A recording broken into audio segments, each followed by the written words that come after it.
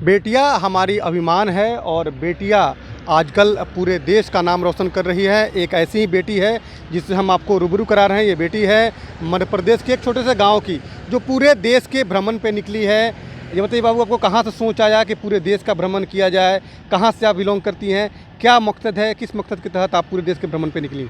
मेरा नाम आशा मालवी है। मैं मध्य प्रदेश के राजगढ़ ज़िले से हूँ और मैं स्पोर्ट्स में एक नेशनल प्लेयर और माउंटेनियर हूँ।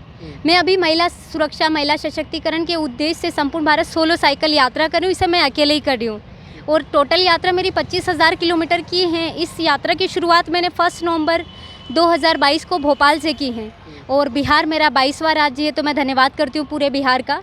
और अभी तक मैं 18,250 किलोमीटर का राइड कंप्लीट कर चुकी हूँ।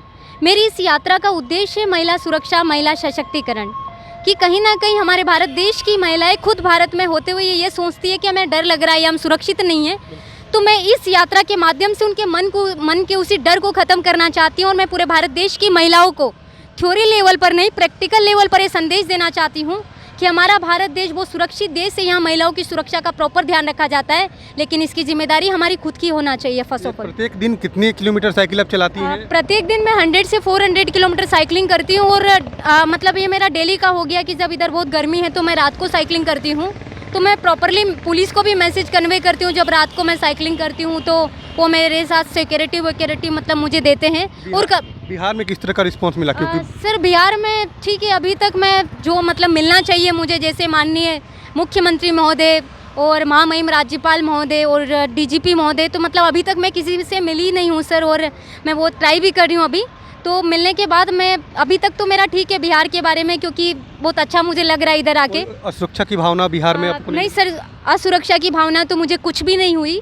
और मैं ज़्यादातर तो कहीं भी निकल जाती हूँ साइकिल लेके रात में, दिन में। तो बोलते हैं ना कि मतलब कि एक थ्योरी लेवल पर बोलना कि मतलब वो राज्य सेफ नहीं है ऐसा महिलाओं के लिए, लेकिन मैं ये बताना चाहती हूँ कि अभी तक मैंने 22 राज्यों की यात्रा की है, लेकिन हमारा देश और हर राज्य सुरक्षित है, लेकिन सुरक्षा की जिम्मेदारी हमारी खुद की होना चाहिए।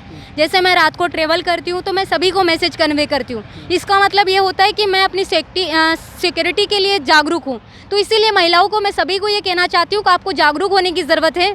और मेरी सशक्तिकरण को लेके भी मैं बात कर रही हूँ।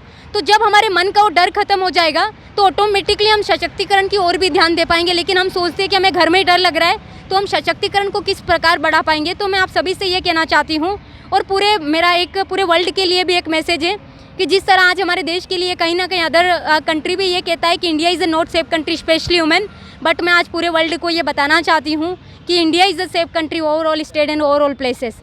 और आशा मालवीय जी, ये बताइए कि अब यात्रा कहाँ खत्म होगी आपकी? कहाँ खत्म करनी है? जी, मैंने इस यात्रा का शुरुआत 1 नवंबर 2022 को भोपाल से किया है और मैं पूरे भारत का यात्रा करके 15 अगस्त को दिल्ली में समापन करने वाली हूँ। और मेरा दिल्ली में समापन करने का उद्देश्य है कि मैं हमारे देश की